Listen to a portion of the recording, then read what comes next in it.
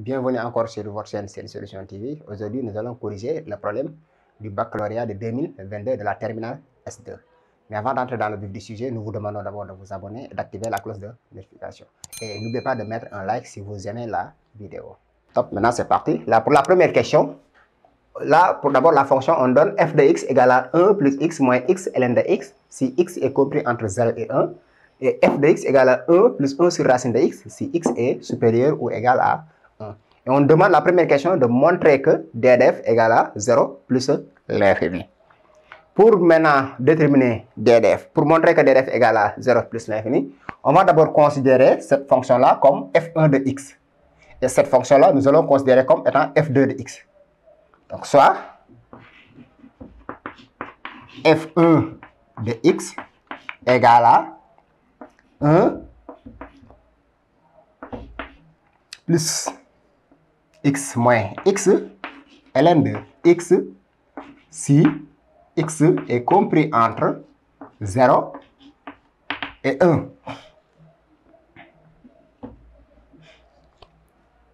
Nous allons d'abord déterminer d de f1. f1 de x existe si et seulement si x est supérieur à 0, strictement supérieur à 0, et aussi x compris entre 0 et 1. Là, cette fonction-là existe si ln, parce que ln d'un nombre négatif n'existe pas. Donc, f1 de x existe si et seulement si x supérieur à 0. Parce que ici, on a ln de x. Et x aussi compris entre 0 et 1. Maintenant, d de f1, c'est tout simplement l'intersection de ces deux intervalles. X supérieur à 0 et x compris entre 0 et 1. Et là, c'est tout simplement x compris entre 0 et 1. Parce que si on trace, là, si on a x ici, 0. Si on a x, premier cas, x supérieur à 0. Donc, c'est cette partie-là. On a 1 qui est solution. Donc, cette partie-là n'est pas solution. X aussi compris entre 0 et 1. Là, on a 1. X compris entre 0 et 1. Donc, cette partie-là n'est pas solution. Donc, ça veut dire tout simplement que d de f1, d de f1 égale à l'intervalle 0 et 1. Et de même, nous allons déterminer d de f2. f2 soit f2 de x égale à 1 plus 1 racine de x. Si x supérieur ou égal à 1. Aussi, f2 de x existe si et seulement si x strictement positif. Parce que la racine, et tout racine d'un nombre négatif n'existe pas, donc il faut que x soit strictement supérieur à 0. Et aussi x supérieur ou égal à 1. f2 de x existe si et seulement si x supérieur ou égal à 0. Parce que ici, on a la racine, non, pas supérieur ou égal à 0, strictement supérieur à 0. Parce que le dénominateur ne peut pas être nul. Et racine aussi, x ne peut pas être aussi négatif. Et x supérieur ou égal à 1. X strictement supérieur à 0 et x strictement supérieur ou égal à 1, c'est-à-dire tout simplement que x, si on fait l'intersection, de même si on trace, on a x supérieur à 0. Ici on a 0, ici on a 1. C'est cette partie-là, x strictement supérieur à 0. C'est cette partie-là qui est solution. X aussi supérieur ou égal à 1. Supérieur ou égal à 1. C'est cette partie-là. Donc cette partie-là n'est pas solution. Donc, finalement, c'est la partie non assurée qui est solution. Ce qui veut dire que d de f2 égale à 1 plus l'infini. Nous avons déterminé d de f1, nous avons déterminé d de f2. Maintenant, d de f, c'est tout simplement d de f1 union d de f2. d de f égale à d de f1 union d de f2, qui est égal à 0, 1, union 1 plus l'infini. 0, 1, union 1 plus l'infini, c'est tout simplement 0 plus l'infini. Ce qui veut dire que DDF égale à 0, ouvert en 0 plus l'infini. C'est ça la première question. Pour la deuxième question, nous allons maintenant étudier la continuité de f à 1. D'abord, il faut calculer f de 1. Pour calculer f de 1, là où on a supérieur ou égal à 1, c'est là où c'est cette fonction-là que nous allons prendre. C'est cette expression-là que nous allons prendre pour calculer f de 1.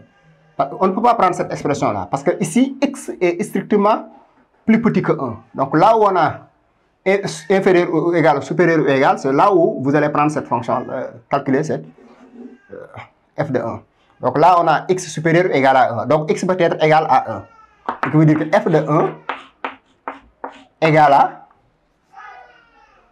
1 plus 1 sur racine de 1 qui est égal à 1 plus 1. Racine de 1, c'est 1. Racine de 1, c'est 1. Donc c'est 2. Et après, nous allons calculer la limite à gauche de 1 et la limite à droite de 1. D'abord, limite. Quand x tend vers 1 plus de f de x, 1 plus, c'est là où x est supérieur ou égal à 1. Égal à limite. Quand x tend vers 1 plus, là où 1 plus, donc c'est cette expression-là. C'est 1 plus 1 sur racine de x. Là, c'est 1 plus 1 sur racine de 1. Qui est égal à 1 plus 1 égale à 2. Donc, f est contenu à gauche en 1. F est contenu à gauche en 1. Parce que f, limite quand x tend vers 1 plus de f de x égale à f de 1. Et nous allons calculer maintenant, au lieu à gauche, c'est à droite. Excusez-moi, là c'est à droite. Hein? À droite, parce que c'est 1 plus. C'est plus 1 plus. Et nous allons calculer limite quand x tend vers 1 moins de f de x égale à limite quand x tend vers 1 moins. C'est maintenant, c'est cette expression-là. 1 moins, c'est lorsque x est plus petit que 1. Donc, x est compris entre 0 et 1. De 1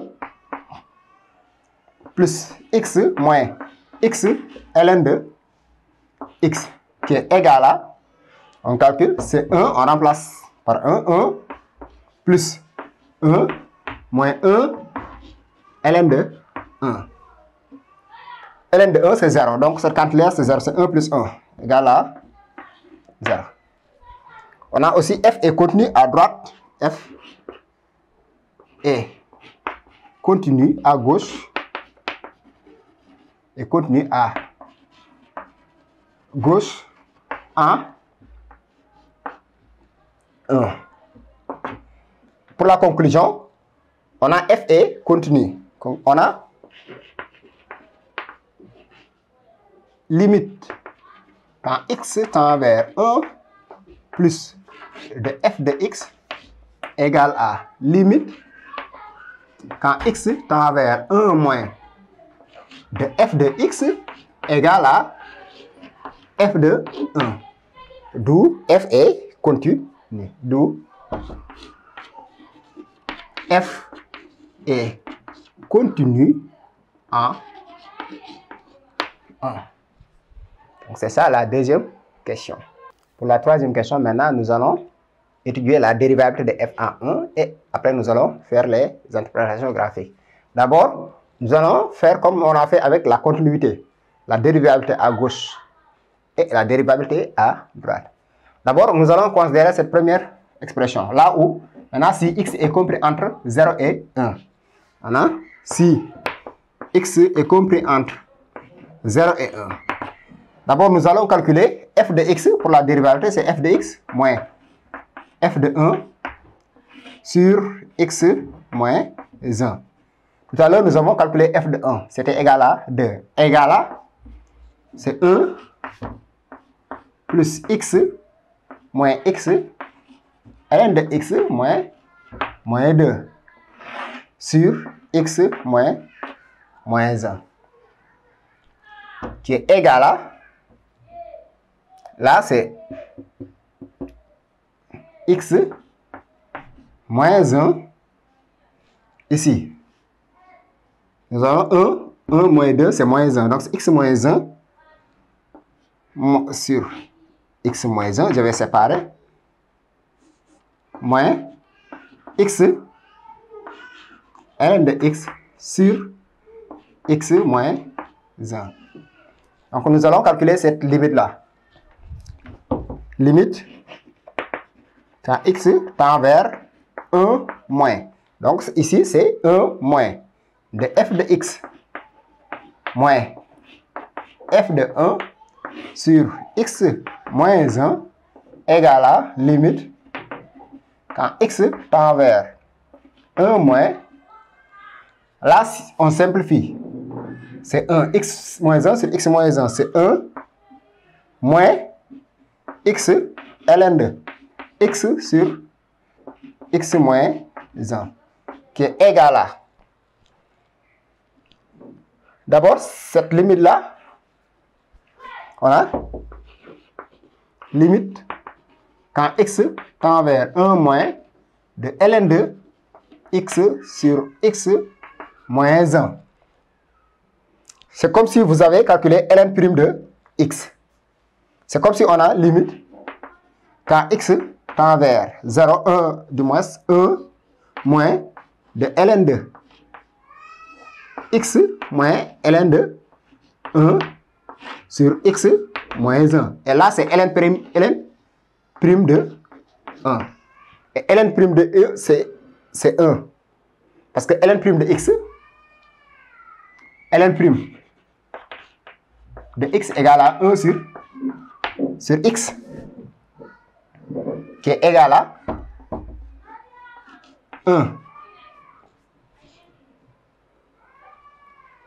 Donc, égal à, là on a 1, limite quand x tend vers 1 moins de x, c'est 1 moins 1 fois 1. Donc, cette quantité-là tend vers 1. Parce que c'est la dérivée de ln' de x. Là, c'est la dérivée de ln de x en 1. La dérivée de ln de x en 1, c'est 1. Qui est égal à 1 moins 1, qui est égal à 0. Ce qui veut dire que f est dérivable à gauche en 1. F est dérivable à gauche en 1 et f'g de 1 égale à 0. On a déterminé la dérivabilité à gauche. Nous allons maintenant déterminer la dérivabilité à droite. Pour x supérieur ou égal à 1, nous allons calculer f de x moins f de 1 sur x moins 1 égale à, on va prendre cette expression-là parce que x est supérieur ou égal à 1. C'est 1 plus 1 sur racine de x moins 2 sur x moins 1 qui est égal à 1 moins 2, c'est moins 1. Moins 1 plus 1 racine de x sur x moins 1. Là, nous allons essayer de réduire au même dénominateur. Donc, c'est égal à f de x moins f de 1 sur x moins 1 égale à moins racine de x plus 1. On va faire descendre. Ici, on réduit au même dénominateur et après, on va faire descendre la racine de x. Racine de x, facteur de x moins 1. Là, c'est égal à 1 moins racine de x sur racine de x. Facteur de. Là, j'ai x moins 1. Mais x moins 1 veut dire que c'est égal à racine de x moins 1 facteur de racine de x plus 1. Parce que x est supérieur ou égal à 0. Donc, je peux faire la racine. Là, si vous remarquez, c'est a moins b facteur de a plus b. Donc, c'est a au carré moins b au carré. Donc, c'est égal à racine de x moins 1 facteur de racine de x plus 1. Qui est égal à, ici, je peux factoriser par moins. Je factorise par moins facteur de racine de x moins 1 sur racine de x facteur de racine de x moins 1 facteur de racine de x plus 1. Et là, si on simplifie, racine de x moins 1 qui est égal à moins 1 sur racine de x facteur de racine de x plus 1. Et si on calcule maintenant la limite, ce qui veut dire que limite, quand x tend vers 1 plus de f de x moins f de 1 sur x moins 1 égale limite quand x tend vers 1 plus de moins 1 sur racine de x facteur de racine de x plus 1. Et là, on remplace moins 1 sur racine de 1, c'est 1 facteur de 1 plus 1. Donc, c'est moins 1 demi égal à moins 1 demi. Là aussi, f est dérivable à droite en 1 et la dérivable est f' de g. Donc, f est dérivable à droite en 1 et f' d de 1 égale à moins 1 demi. Maintenant, on sait que on a f' g de 1 est différent de f' d de 1. Parce que f' g de 1 c'est 0 et f' d de 1 égale 0, d'où f n'est pas dérivable. D'où f n'est pas dérivable en 1. N'est pas dérivable en 1. Maintenant, pour l'interprétation, les interprétations graphiques, interprétation graphique,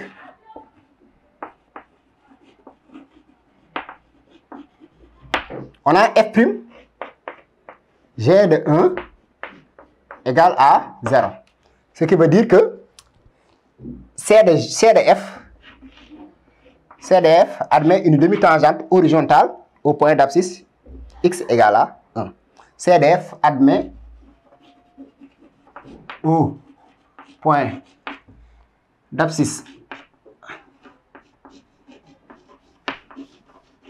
x égale à 1 une tangente horizontale. Une tangente horizontale.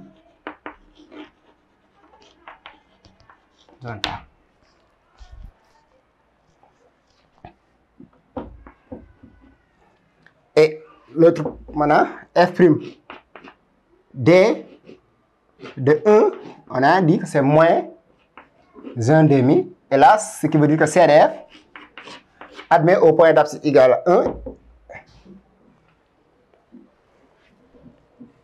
C de f admet au point d'abscisse x égale à 1 une demi-tangente verticale de coefficient directeur, une demi-tangente tangente, là c'est vertical. Demi-tangente verticale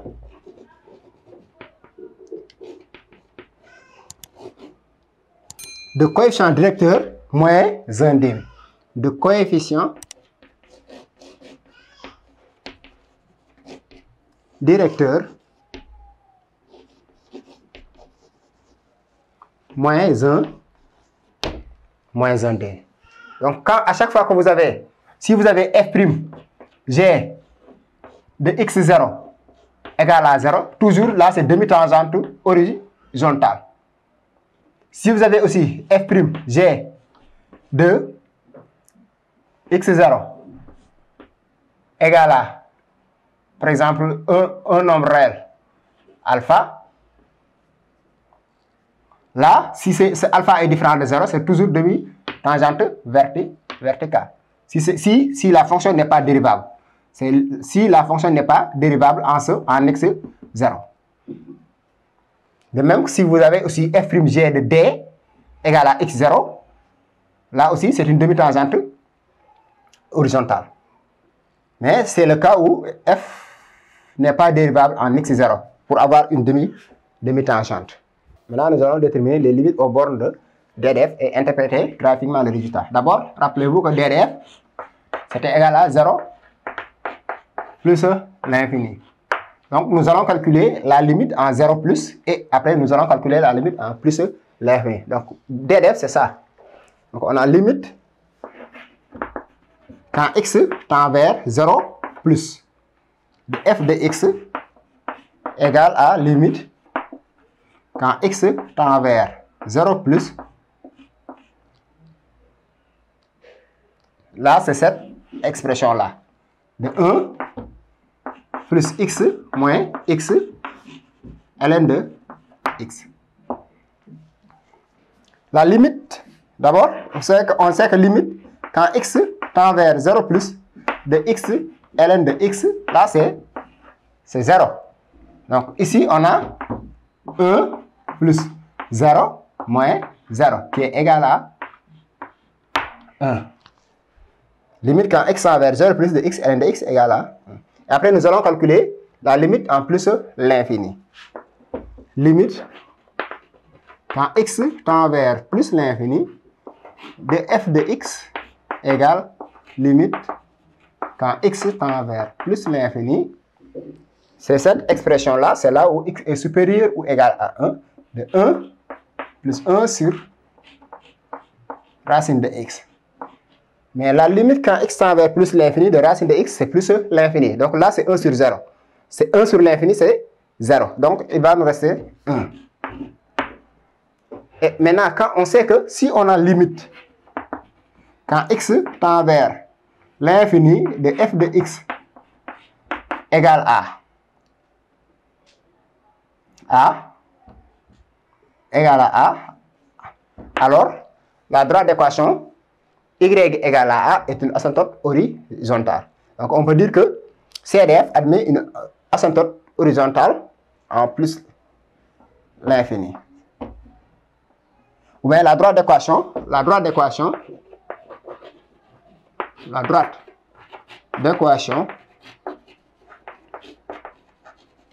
y égale à 1 la droite d'équation est une asymptote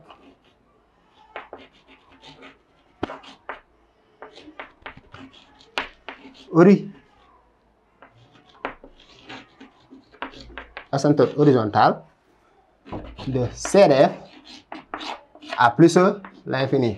À plus l'infini. Maintenant, nous allons montrer que pour la cinquième question, f admet un prolongement par continuité à droite en 0 et nous allons maintenant définir ce prolongement. D'abord, pour montrer qu'une fonction admet un prolongement par continuité en un point x0, il y a deux conditions à remplir. D'abord, il faut montrer tout simplement que le x0 n'appartient pas à DDF. Et maintenant, vous calculez, vous montrez que limite quand x tend vers x0 de f de x égale à A appartenant à R. Si on a ces deux conditions remplies, on peut dire que maintenant f admet un prolongement par continuité en x0. Donc là, d'abord, 0, on sait que 0 n'appartient pas à D de F. D'abord, on a 0 n'appartenant pas à D de F parce que c'est ouvert. Et on a limite quand x tend vers 0 plus de f de x, on a calculé tout à l'heure, c'est ici égal à limite quand x tend vers 0 plus de 1 plus x moins x ln de x. C'était égal à 1. Donc, on peut dire que donc, CDF admet un prolongement, donc f de x du moins, donc f admet un prolongement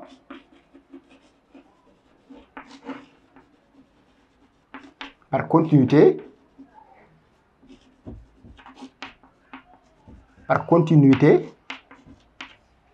à droite en 0, à droite en 0, défini par, on va poser défini par, on va prendre ça comme étant h de x. H de x égale à f de x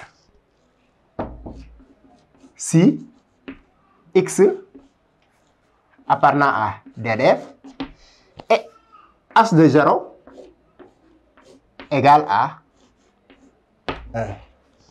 Donc c'est ça la démonstration. Là, nous allons calculer la dérivabilité de h à droite. D'abord, nous allons calculer h de x moins h de 0 sur x moins 0. Parce que c'est la dérivabilité à droite de 0 qu'on cherche. Égale à. Maintenant, là, pour à droite de 0, c'est cette expression-là. Donc, pour x, x est compris entre 0 et 1. C'est cette expression-là que nous allons prendre. Égale à 1 plus x moins x ln de x moins h de 0, c'est 1. Sur x moins 0, c'est x. Égal à 1 moins 1, là, c'est 0. Égal à x moins x ln de x sur x, qui est égal à 1 moins ln de x. Là, on simplifie par x.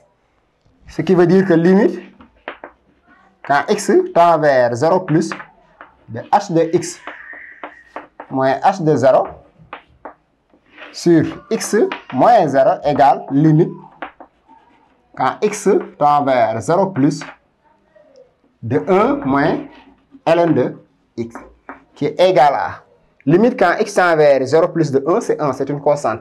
Mais limite quand x tend vers 0 plus de ln de x, c'est moins l'infini. Moins l'infini fois cette moins-là, ça donne plus l'infini. Donc plus l'infini. Ce qui veut dire que h n'est pas dérivable parce que cette quantité-là n'est pas finie. Donc h n'est pas dérivable à droite à 0. À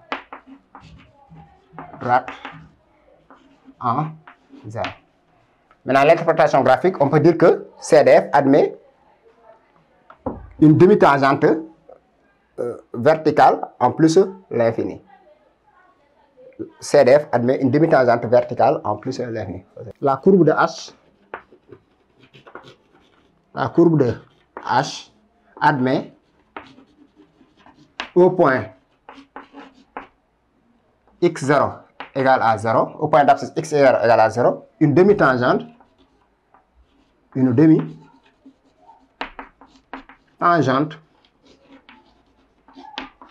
verticale à droite. Là, c'est à droite. Une demi-tangente verticale à droite de 0. Maintenant, nous allons calculer f' de x dans chacun des intervalles. Voilà. D'abord, si x appartient à 0 plus l'infini, on a quel que soit x appartient à 0, 1 d'abord, du moins, on a f de x égale à, on a f de x égale à 1 plus x moins x ln de x. Ce qui veut dire que, ce qui implique que f' de x égale à la dérivée d'une constante, c'est 0, x c'est 1, moins, là c'est f fois g, donc c'est moins, là on a ln de x, parce que ln de x, moins, quand vous avez x ln de moins, x fois 1 sur x. La dérivée de ln de x, c'est 1 sur x. Donc quand vous avez f fois g, la dérivée de f fois g égale à quoi? F prime g plus g prime f. C'est ce que nous avons appliqué ici. Donc c'est ln, c'est la dérivée de x, c'est 1 ici, fois ln de x. Plus la dérivée de ln de x, c'est 1 sur x fois x. Donc c'est égal à 1 moins ln de x moins 1. Là, on simplifie, qui est égal à moins ln de x. Donc pour quel que soit x appartenant à 0, 1, f' de x égale à moins ln de x. Et quel que soit x appartient à 1 plus l'infini, on a f de x égale à 1 plus 1 sur racine de x. Ce qui veut dire que f' de x égale, la dérivée d'une constante c'est nul. Donc là c'est 1 sur racine de x. La dérivée de 1 sur f. D'abord la dérivée de 1 sur f égale à moins f' sur f au carré. Donc je peux dire que c'est racine de x en prime sur racine de x de tout au carré. Mais la dérivée de racine de x en prime égale à 2 égale à 1 sur 2 racine de x. La dérivée de racine de x. Donc c'est égal à, c'est 1 sur 2 racine de x sur x. Racine de x au carré. Donc c'est égal à 1 sur 2x racine de x. Quel que soit x appartenant à 1 plus l'infini, f' de x égale à 1 sur 2 x racine de x. Là, au lieu de... Il y a un signe moins ici. Hein? Là, c'est... Ici, on a un signe moins. C'est moins. Hein? C'est moins f'. Ici, donc, il y a un signe moins. Là, on rectifie. Là, il y a un signe moins. On rectifie. Parce que on a 1 sur f. Donc, c'est moins f'. C'est moins f' sur f au carré. La dérivée de 1 sur f. Et la dérivée de racine de x, c'est 1 sur 2 racine de x. Donc, il y a un signe moins. Et maintenant, on a quel que soit x appartenant à 0, 1, on a f' de x égale à quoi? Égale à moins ln racine de x. On a racine de ln de x du moins est comment? Est négatif. Si x est compris entre 0 et 1. ln de x est négatif. Ce qui veut dire que moins ln de x est supérieur à 0. Donc f', ce qui veut dire que f' de x est positif, f est croissante sur cet intervalle. Et quel que soit x appartient à 1 plus l'infini, on a x, racine de x est positif. De même 2. Ce qui veut dire que moins 1 sur 2x, racine de x, est négatif. Ce qui veut dire que f' de x est négatif, f est décroissant sur cet intervalle. Là, nous allons tracer le tableau de variation de f. Là, On prend les valeurs, c'est de 0, 1, plus l'infini. On a f' de x. Là, nous avons f. On dit que 0 à 1, f' est positive. Et de 1 à plus l'infini, c'est négatif. Parce qu'on a montré que si x appartient à 0, 1, f' de x égale à moins ln de x. Et si x supérieur ou bien appartient à 1 plus l'infini, f' de x égale à moins 1 sur 2x racine de x. Là, c'est positif. Là, c'est négatif. Et on avait calculé aussi f de 1. F de 1, c'était égal à 2. Là, c'est 2. On avait calculé limite aussi quand x tend vers 0 plus. Limite quand x tend vers 0 plus, on l'avait calculé ici, on avait 1. Là, c'est 1. Ça décroît, là. Et ici aussi, c'est décroissante. On avait calculé limite quand x tend vers plus l'infini, on avait aussi égal à 1. Donc, c'est ça le tableau de variation. Limite quand x tend vers plus l'infini de f de x, on avait pris cette fonction-là. C'est égal à 1. Limite quand x tend vers 0 plus de f de x, c'était égal à 1. On prend cette expression-là. Donc, c'est ça le tableau de variation. Mais rappelez-vous qu'on avait calculé f' g de 1. On avait trouvé 0. Donc, on avait dit que tangente horizontale à gauche. Et on avait aussi calculé f' g de 1, c'était égal à moins 1 demi. Donc là, c'est une tangente oblique. L'équation de la tangente à... Non, au lieu de gauche, c'est droite. C'est droite, hein? Là, c'est une tangente oblique. L'équation de la tangente à droite, c'est égal à moins 1 demi facteur de x moins 1 plus f de 1. F de 1, c'est 2.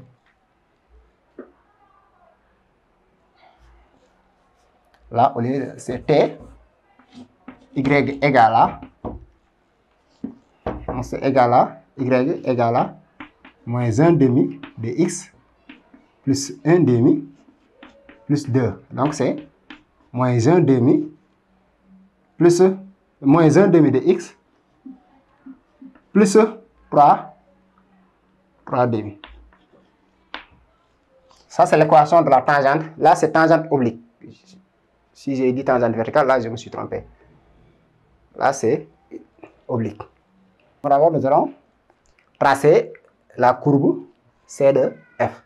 D'abord, on avait calculé, on avait montré que la droite d'équation y égale à 1 est une asymptote horizontale. On l'avait déjà calculé. C'était la limite quand x tend vers plus l'infini. Donc là, on trace. C'est la droite d'équation y égale à 1. C'était une asymptote horizontale.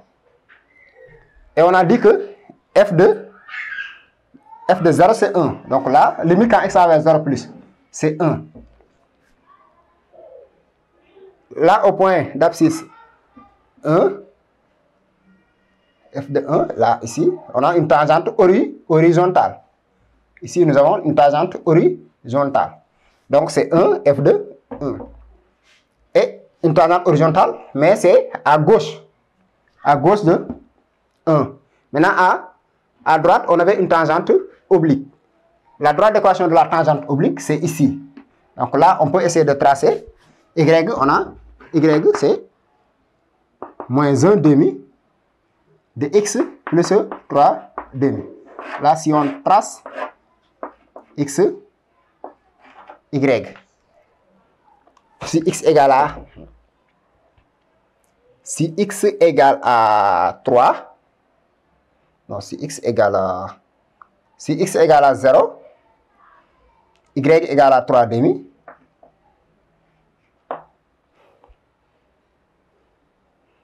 Et si x égale à 2, si x égale à 2, y égale à 1 demi. Donc c'est ça que nous allons utiliser.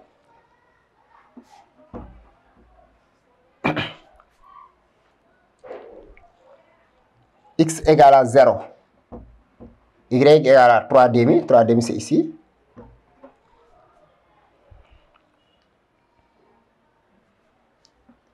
Demi. Si x égale à 2, 1 demi.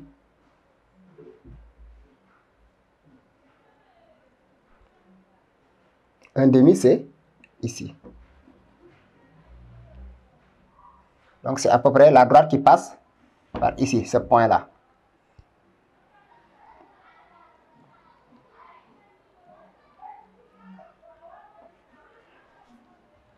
Si on trace bien, c'est cette tangente-là.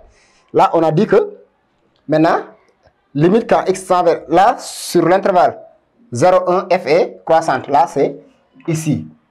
On croit. Là, c'est croissante. Et ici, c'est décroissante. Ici, on a une tangente décroissante. Là, c'est à main levée. Normalement, si on place cette droite-là, on va passer par ici. Et là, on a dit que, en plus l'infini, ça tend vers la droite d'équation y égale à 1 est une asymptote. Donc, c'est ça la courbe. D'abord, le tableau sur 0 plus sur 0, 1, f est croissante. Là, on croit, c'est croissante. De 1 à plus l'infini, c'est décroissante. La droite d'équation y égale à 1 est une asymptote horizontale. C'est cette droite-là. Et les tangentes, on a tangente horizontale à gauche et tangente oblique à droite. Donc, c'est ça la courbe de f. Et maintenant, nous allons calculer l'aire entre C et F. La droite d'équation y égale à 1, x égale à 1 et x égale à 4. Donc là, c'est par exemple x égale à 1, c'est ici. X égale à 4. 2, là, c'est à peu près ici.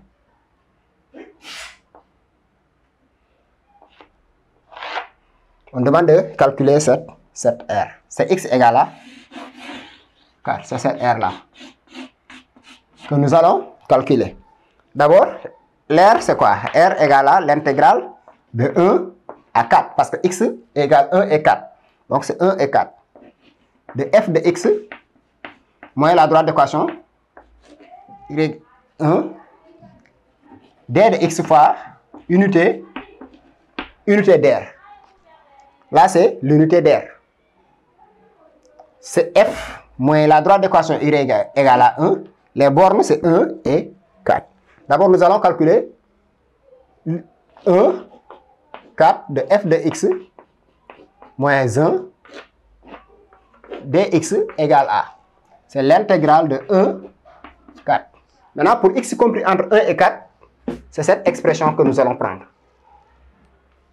C'est 1 plus 1 racine de x moins 1 d de x. Parce que ici, on ne peut pas prendre cette expression-là. Parce que pour cette expression-là, x est compris entre 0 et 1. Maintenant, si x est compris entre 1 et 4, ça veut dire tout simplement que x est plus grand que 1 dx.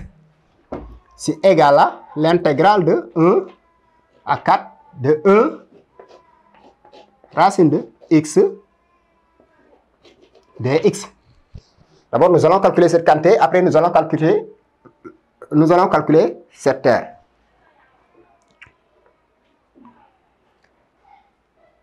Là, on sait que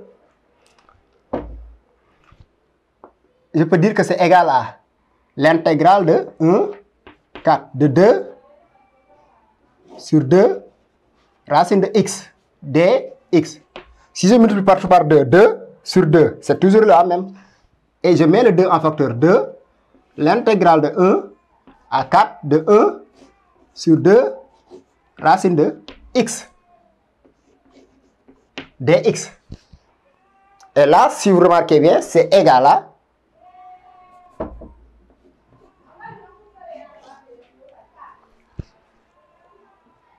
la primitive de 1 sur 2 racine de x, c'est racine de x. Donc c'est 2 racine de x. 1 à 4. Parce que si vous dérivez racine de x en prime, ce qui va nous donner 1 sur 2 racine de x. Donc c'est égal à 2 facteur de racine de 4. C'est racine de 4 moins racine de 1 qui est égal à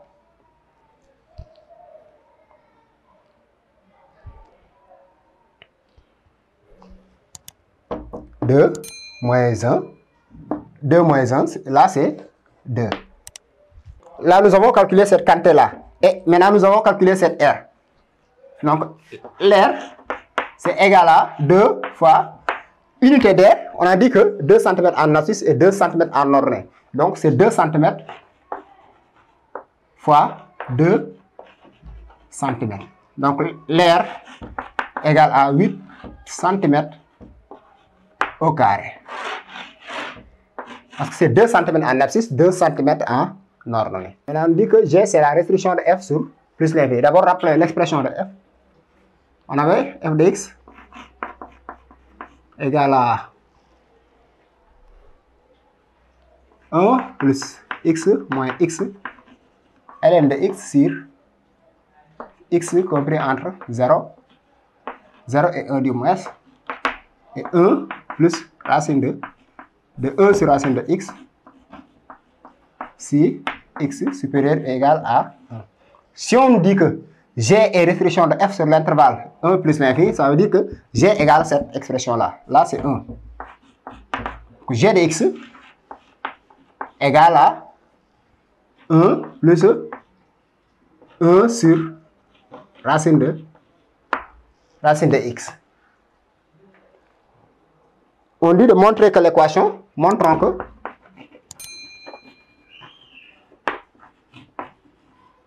G de x égale à x admet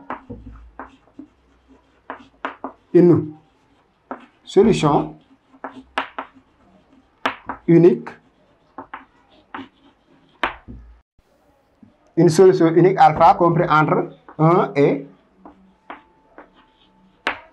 2. C'est ce que nous allons montrer. Là, ici, on utilise le théorème des valeurs intermédiaires. D'abord, nous allons poser une fonction, soit k de x égale à g de x moins x. Nous allons poser k de x égale à k est dérivable, comme somme de fonctions dérivables. Donc là, parce que g est dérivable sur 1 plus l'infini. Et x aussi est dérivable sur 1 plus l'infini. K, quel que soit x, appartient à 1 plus l'infini. On a k' de x égale à g' de x moins 1. Là, on avait déjà calculé f, c'était égal à moins, c'était moins 1 sur 2 x racine de x moins 1. Là, on l'avait déjà calculé. G' de x, sa dérivée, c'est 1 moins 1 sur 2 racine de x. Ce qui veut dire quoi? Que k' de x égale à moins facteur de 1 sur 2 x racine de x plus 1. Quel que soit x appartient à 1 plus l'infini. Cette quantité-là est positive. Là, on a moins, donc c'est négatif. Ce qui veut dire quoi? Que k de x est décroissant. Et là, pour pouvoir appliquer le théorème des valeurs intermédiaires, il faut, si on dit que l'équation f de x égale à x admet une solution, ou bien l'équation f de x égale à 0 admet une solution, d'abord vous montrez que f est contenu sur AB, sur AB, il faut montrer que f est continu sur AB.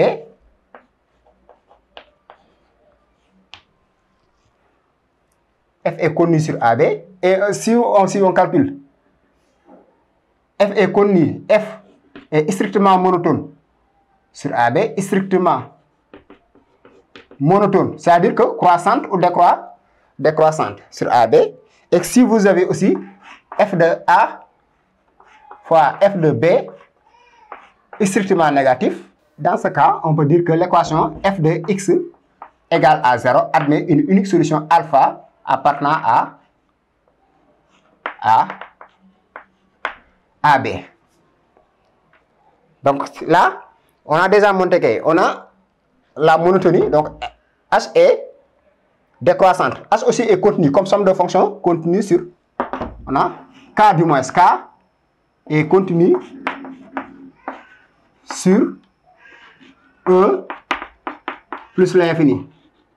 Donc les deux conditions sont vérifiées. On a H est décroissante, strictement décroissante, K du moins, K est strictement décroissante, et K aussi est continu sur 0 plus l'infini. Donc nous allons calculer K de 1. Nous allons calculer K de 1 qui est égal à K de 1, c'est égal à, là on va prendre G de x. Donc c'est 1, c'est G de 1 moins 1, c'est égal à G de x ici, c'est 1 plus 1 sur racine de 1 moins 1 qui est égal à 1. Qui est comment? Là, 1 c'est, et G de 2, pas G de 2, K de 2 égale à G de 2 moins 2 égale à 1 plus 1 racine de 2 moins 2 qui est égal à 1 racine de 2 moins 1. Là, c'est négatif parce qu'on sait que moins 1 racine de 2 est plus petit que 1. Donc là, c'est négatif. Ce qui veut dire que K de 1 fois K de 2 égale à 1 fois 1 racine de 2 moins 1 qui est négatif. Donc, on a vérifié les trois conditions. On a montré que K est contenu sur l'intervalle AB, 1, 2.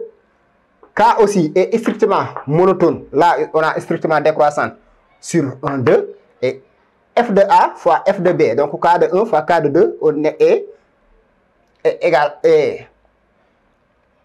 est négatif. Donc, ce qui veut dire que l'équation K de x égale à 0 admet une unique solution. K de x égale à 0 admet une unique solution alpha appartenant à 1, 2. K de x égale à 0, c'est la même chose de dire que l'équation g de x égale à x. D'où l'équation g de x égale à x admet une unique solution alpha appartenant à 1, 2. D'après le théorème des valeurs intermédiaires. Là, c'est le TVI, théorème des valeurs intermédiaires. Maintenant, nous allons donner un encadrement de alpha à 10 puissance moins 1 près, c'est-à-dire à 0, à un chiffre après la virgule. Donc, pour calculer, on va prendre K de 1. Là, il faut prendre K. K de 1, on peut calculer. K de 1, c'est 1. Mais ce que je vous recommande de calculer d'abord, nous, on sait que K est décroissante. On a déjà montré que K est décroissante. D'abord, il faut, pour aller plus rapidement, il faut d'abord calculer, venir ici. Au milieu d'abord, on calcule, si on trouve 0, si vous faites le calcul, il faut remplacer x par 1,5. C'est-à-dire que là, vous allez calculer K de 1,5. il faut remplacer, c'est 1 plus 1 sur racine de 1,5 moins 1. Là, si vous calculez, donc là, K de 1,5, c'est 0,32. Là, maintenant, on sait que c'est décroissante sur l'intervalle 0, 1 plus l'infini. Donc, au lieu de venir ici, nous allons aller là-bas. Parce que c'est là où nous allons trouver les valeurs négatives. Ici, si vous venez ici, c'est les valeurs, toutes les valeurs qui sont ici sont positives. Parce que la fonction est décroissante. Donc, ici, plus qu'on va à gauche, là, c'est là où nous allons trouver les valeurs négatives. Donc là, c'est négatif, c'est positif. Nous allons chercher là où c'est négatif. Donc, au lieu de venir ici, parce qu'on sait que la fonction est décroissante, plus les valeurs de x sont grandes, plus la fonction est petite. Donc là, si d'après le calcul, on trouve z de 1,6 c'est 0,19. Là aussi, il suffit de remplacer x par 1,6 et vous faites le calcul. Z de 1,7, k de moins, k de 1,7. Vous faites le calcul et vous allez trouver 0,6. Et là, maintenant, c'est là où on a une valeur négative. Ce qui veut dire qu'on a k de 1,7 fois k de 1,8. C'est là où on a négatif. Ce qui veut dire que notre alpha est compris entre 1,7 et 1,8. Donc, c'est l'encadrement de alpha à e puissance moins 1, c'est-à-dire à un chiffre après la virgule. Maintenant, nous allons montrer que, quel que soit x appartient à 1 plus l'infini, g' de x, la valeur absolue de g' de x est inférieure à 1 demi. D'abord, là, nous allons dériver, on a quel que soit x appartenant à 1 plus l'infini, on a g' de x, on avait déjà calculé, c'était égal à moins 1 sur 2x racine de x. C'était la dérivée de f si x appartient à 1 plus l'infini. Ce qui veut dire que valeur absolue de g' de x égale à valeur absolue de moins 1 sur 2x racine de x. Mais puisque x appartient à 1 plus l'infini, donc c'est égal à 1 sur 2x racine de x. Parce que x appartient à 1 plus l'infini. Donc, cette quantité-là est positive. Mais on sait que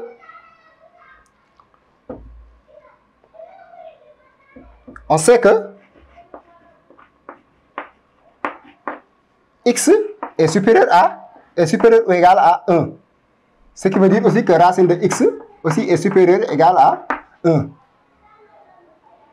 Donc, racine de x est supérieur ou égal à 1.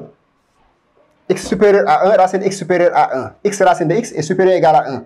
Si on fait 1, l'inverse, x, racine de x est inférieur à 1.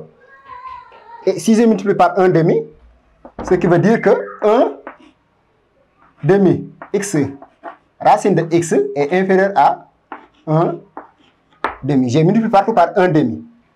Parce que 1 demi est positif. Ce qui veut dire que, quel que soit x appartient à 1 plus l'infini, valeur absolue de g' de x est inférieure à 1 demi.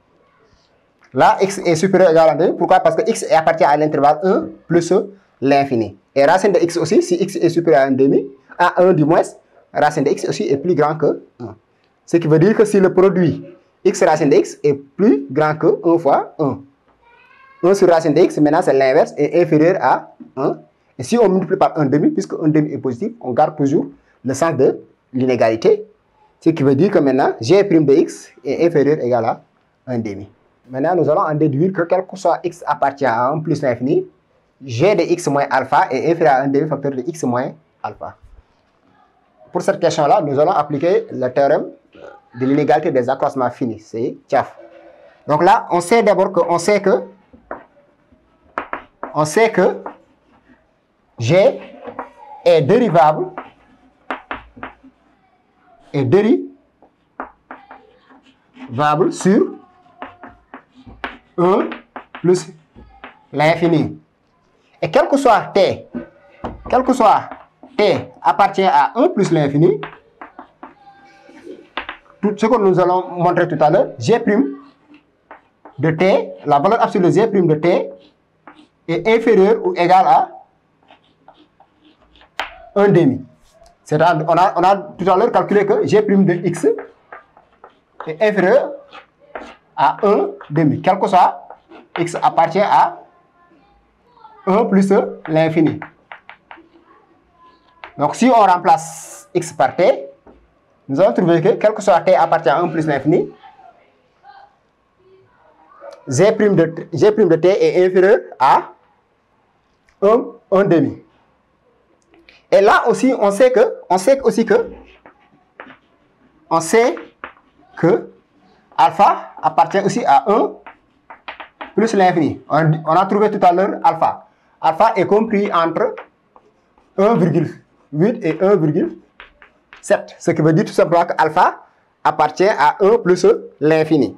Donc, quel que soit x appartient à 1 plus l'infini, on a valeur absolue de g de x moins g de alpha est inférieur à 1 demi facteur de x moins alpha.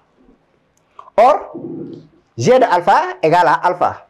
Parce que g de x, alpha était solution de l'équation g de x égale à x.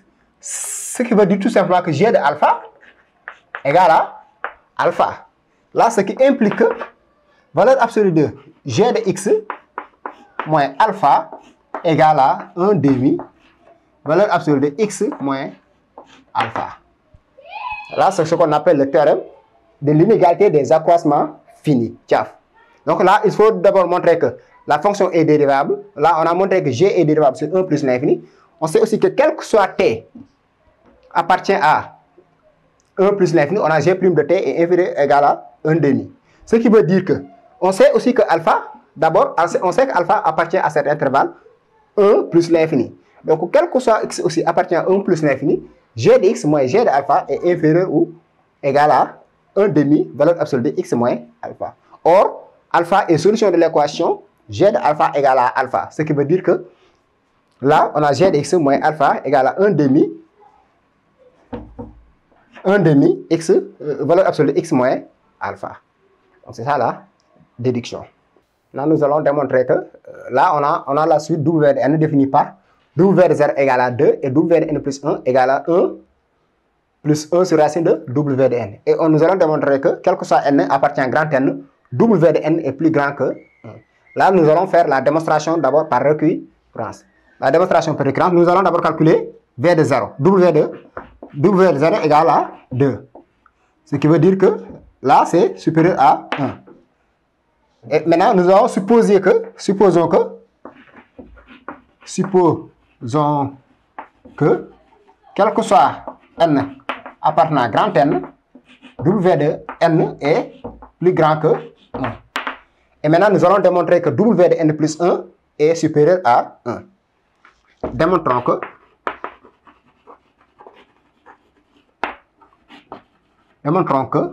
w de n plus 1 est supérieur ou égal à 1. Là, on me dit que là, c'est la démonstration par récurrence. Donc, démonstration par récurrence. On a w de n supérieur à 1, supérieur ou égal à 1. Ce qui veut dire que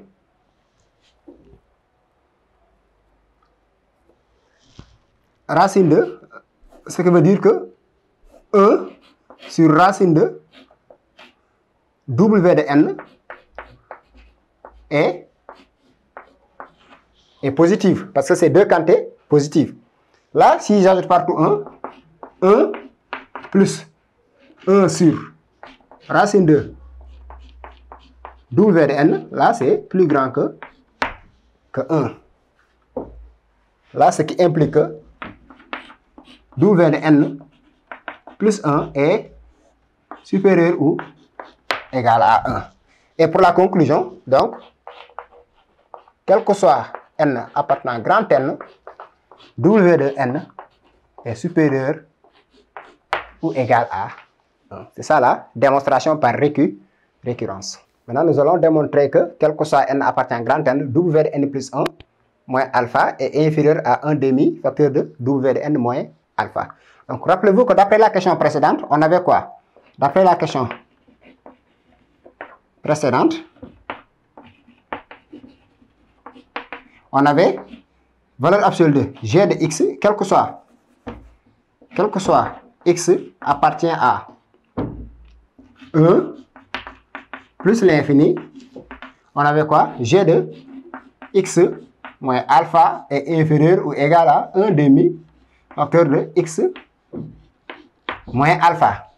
Mais aussi, la question présente aussi, nous avons montré qu'on a W de n est supérieur ou égal à 1.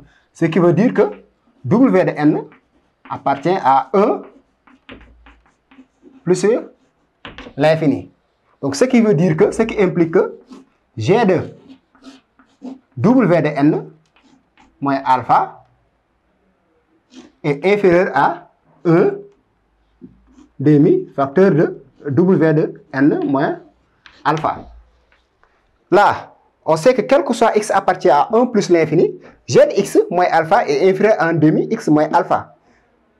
X, là, on a montré que W de n est supérieur ou égal à 1. Donc, on peut remplacer x par W de n dans cette expression-là. Mais on sait que W de n, g de W de n, c'est W de n plus 1. Ce qui veut dire que, ce qui implique que, quel que soit n appartient à grand N, g de W de n, c'est W de n plus 1. W de n plus 1 moins alpha est inférieur à 1 demi facteur de W de n moins alpha. Donc, c'est ça la démonstration. Là, nous allons démontrer que, quel que soit n appartient à grand N, valeur absolue W de n moins alpha est inférieure ou égale à 1 demi à la puissance n facteur de valeur absolue W de 0 moins alpha. Là, il y a deux méthodes pour ce faire. D'abord, il y a la méthode démonstration par récurrence. Mais aussi, on va faire l'autre méthode. D'abord, on va faire la démonstration par récurrence. Démonstration par récurrence. Là, c'est un C, un seul C. Démonstration par récurrence. On a, pour n égale à 0 d'abord, pour n égale à 0. On a W de 0 moins alpha qui là est inférieur à 1 demi 0. Donc, voilà, absolu 0 moins alpha. Donc, c'est inférieur ou égal à W de 0 moins alpha. Là, donc, la propriété est vraie au premier terme. Parce que là, on a W de 0 moins alpha qui est égal à inférieur égal à 1 demi à la puissance 0, c'est 1. Donc, c'est W de 0 moins alpha. Donc, supposons que W de n moins alpha est inférieur à 1 demi W à la puissance n, W de 0 moins alpha. Et après, nous allons démontrons que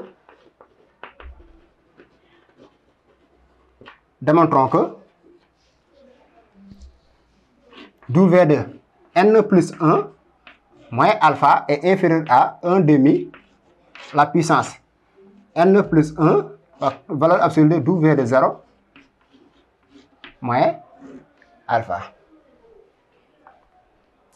Là, on sait que W de n moins alpha, on sait que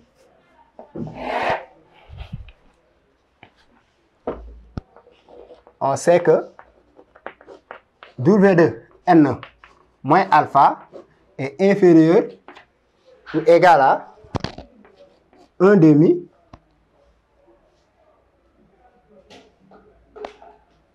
valeur absolue 1 demi à la puissance n, valeur absolue de W de 0, moins alpha. Là, d'après la supposition. Mais aussi, d'après la question précédente, on a W de n plus 1. W de n plus 1 moins alpha est inférieur à 1 demi. Donc, valeur absolue de W de n moins alpha. Là, on va remplacer maintenant W de n moins alpha est inférieur à W de n plus 1 est inférieur à 1 demi fois 1 demi. Ce qui veut dire que W de n plus 1 moins alpha est inférieur. Donc c'est 1 demi. Là, cette quantité-là est inférieure à W de n plus 1 est inférieur à 1 demi de n plus fois 1 demi à la puissance n, valeur absolue de W de 0 moins alpha. Ce qui veut dire que W de n plus 1 moins alpha est inférieur à 1 demi fois 1 demi à la puissance n, c'est 1 demi à la puissance n plus 1, valeur absolue de W de 0 moins alpha. Donc, c'est ça la démonstration. D'abord, on sait que on a posé W de n moins alpha est inférieur à 1 demi à la puissance n W de 0 moins alpha. Mais d'après la question présente, on a montré aussi que W de n plus 1 moins alpha est inférieur à 1 demi de W de n moins alpha. Maintenant, si je remplace W de n moins alpha, c'est inférieur à cette quantité-là. Donc, je remplace ce que j'ai fait ici. 1 demi, facteur de 1 demi à la puissance n W de 0 moins alpha. Et ce qui nous donne W de n plus 1 moins alpha est inférieur à 1 demi à la puissance n plus 1, facteur de valeur absolue de W de 0 moins alpha. Donc ici, c'est ça la première méthode. Maintenant, nous allons faire la deuxième méthode. Maintenant, nous allons faire ça autrement. Nous allons démontrer que quel que soit n appartient à un grand n, W de n moins alpha est inférieur à 1 demi à la puissance n, valeur absolue de W de n moins 0. Là, on sait déjà que, on a valeur absolue de W de n plus 1 moins alpha est inférieur à 1 demi, valeur absolue de W de n moins alpha. Là, on connaît ça. Donc, je peux prendre pour n égale à 0. Pour n de 0, on a quoi? On remplace n par 0 ici. On a W de 1 moins alpha est inférieur ou égal à 1 demi, valeur absolue de W de 0 moins alpha. Pour n égale à 1, on a là, si on remplace n par 1, nous allons obtenir W de n de 2 moins alpha est inférieur ou égal à 1 demi, valeur absolue de W de 1 moins alpha. Pour n égale à 1, nous allons remplacer ici par 1 aussi, n par 1. Pour n égale à 3,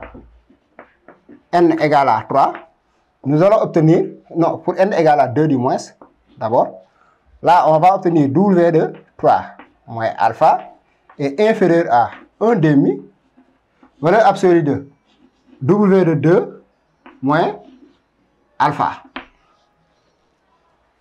Et on peut même aller jusqu'à pour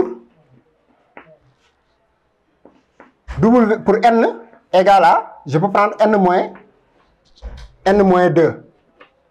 Là, nous allons obtenir W de n moins 1 moins alpha est inférieur à 1 demi W de n moins 2. Là, je puis n égale à n moins 2 moins alpha. Et pour n moins 1, on a W de n Pour n moins 1, ici, on a W de n plus 1 moins n plus n moins 1. Donc, ça va rester là pour n moins 1. Donc, c'est n moins 1 plus 1. Donc, c'est n. Donc, c'est W de n moins alpha est inférieur à 1 demi W de n moins 1 moins alpha. Et maintenant, on fait le produit membre à membre. Là, on a de W de 0 jusqu'à W de n moins 1, on a n termes. W de 0 jusqu'à W de 0 à n moins 1, on a n termes. Donc, si on fait le produit membre à membre, on a W de 1 moins alpha fois, je fais ce produit-là, W de 2 moins alpha fois W de 3 moins alpha fois 3 points de suspension, W de n moins 1 moins alpha fois W de n moins alpha est inférieur ou égal 1 demi fois 1 demi fois 1 demi. Donc là, c'est 1 demi à la puissance n. 1 demi à la puissance n. Valeur absolue de W de alpha 0 moins alpha fois, là on a W de 1 moins alpha fois W de 2 moins alpha fois jusqu'à W de n moins 2.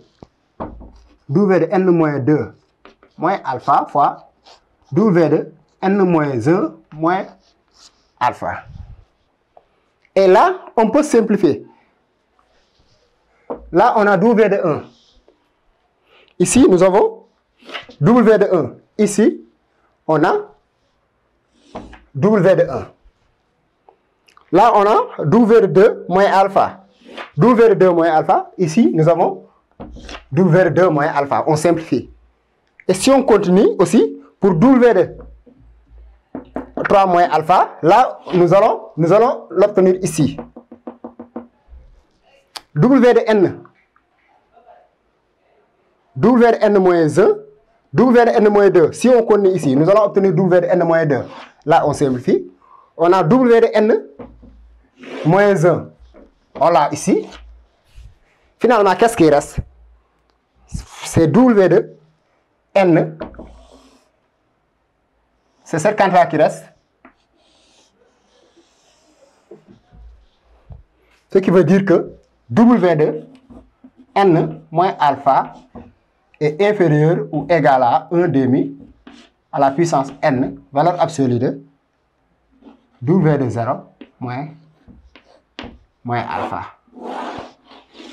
Quel que soit, n appartient à un grand n. Quel que soit, n appartient à un grand n. Donc, voici les deux méthodes. Maintenant, nous allons en déduire la limite quand n tend vers plus l'infini de W de n. Mais d'après la question précédente, on sait déjà que W de n moins alpha est inférieur ou égal à 1 demi à la puissance n facteur de W de 0 moins alpha. Et on sait que limite, quand n tend vers plus l'infini, de 1 demi à la puissance n égale à 0. Parce que 1 demi est inférieur à 1, strictement inférieur à 1. Ce qui veut dire que limite, quand n tend vers plus l'infini, de W de n plus 1, de W de n moins alpha égale à 0. Là, on a une constante. Fois 0, c'est 0. Ce qui veut dire que limite, quand n tend vers plus l'infini, de W de n égale à alpha.